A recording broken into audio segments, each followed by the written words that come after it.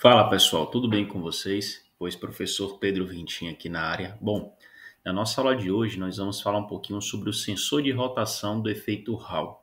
Vamos entender como é que funciona esse tipo de sensor, entender principalmente qual é o tipo de sinal que é gerado e quais são algumas estratégias ou alguns ensaios e testes que nós podemos fazer para poder diagnosticar esse tipo de sensor.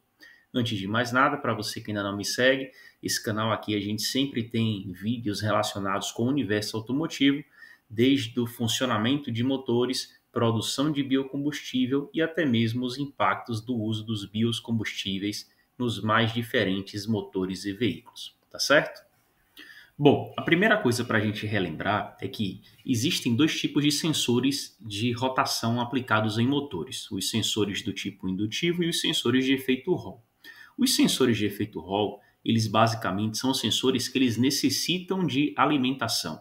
Então eu preciso trazer um nível de tensão, seja da minha bateria ou seja da própria ECO, da central de gerenciamento eletrônico de motor, para que esse sensor ele possa funcionar.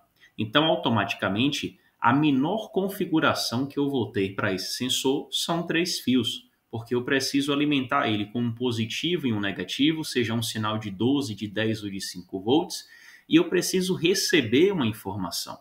Então, são 3 fios, o tipo mais comum de visualizarmos esse sensor de rotação do efeito Hall, sendo que uma das pernas a gente vai ter uma alimentação positiva, geralmente vinda da central de gerenciamento eletrônico do motor. Uma das outras pernas será um massa, um aterramento, e a outra perna ela será a nossa resposta, o nosso sinal que vai ser enviado diretamente para a central. Como é que esse sensor então ele funciona? Aqui ao lado a gente tem dois gráficos que mostram a diferença entre o sensor de efeito Hall e o sensor de efeito indutivo em relação ao seu sinal. Como nós podemos observar, o sensor de efeito Hall ele é caracterizado por um sensor que vai gerar uma onda quadrada, um PWM, um pulso de onda quadrada. Isso é muito importante porque a central de gerenciamento eletrônico de motor ela é uma central que ela opera com um nível de eletrônica digital, ou seja, com níveis de tensões que são também caracterizados por ondas quadradas. Consequentemente, quando nós temos um sensor do tipo indutivo aplicado no motor, antes da informação do sensor indutivo chegar à central, ela precisa passar por uma espécie de tratamento. Esse tratamento vai eliminar a região negativa dessa tensão alternada ou corrente alternada que a gente está gerando, para que uma vez que seja eliminado, esse sinal ele seja convertido em um sinal digital e somente então a central de gerenciamento eletrônico de motor vai conseguir codificar e entender o que está acontecendo. Portanto, quando nós utilizamos um sensor de rotação de efeito Hall, essa transformação, ou seja, essa retificação de onda e essa codificação, elas não necessitam acontecer. É uma informação que passa muito mais rápido para a central e que a central já está habituada. Portanto, observe aqui no gráfico. Sensor de efeito Hall, ele não tem uma região negativa no seu gráfico de funcionamento. Percebam que ele varia de 0 até 5 volts. Esse é um exemplo. Nós poderíamos ter outros sensores de efeito Hall que poderiam acumular um nível maior de tensão. Porém, jamais nós iremos ver uma tensão negativa, diferente do que nós observamos aí no sensor de rotação do tipo indutivo, onde a gente tem uma variação na tensão, a gente tem uma região positiva e uma região negativa, tá? Essa é a principal diferença em relação ao formato da onda. Então, nós já sabemos que é um sensor que precisa de alimentação e é um sensor que ele vai gerar uma onda quadrada. Então, ele vai gerar uma tensão contínua. E essa tensão contínua, uma vez que ela for gerada, ela vai ser transmitida até a nossa central de gerenciamento eletrônico de motor. Tá? Por fim, como é que a gente consegue observar esse sinal ele ocorrendo na prática? Aqui nós temos um motor em funcionamento e ao lado nós temos duas figuras que representam um pouco como seria o sinal sendo gerado através desse sensor. O que é que nós podemos observar aqui? que basicamente ele é muito parecido com o sensor de rotação do efeito indutivo. Nós seguimos tendo a falha que representa para a gente quando o virabrequim acabou de completar uma volta.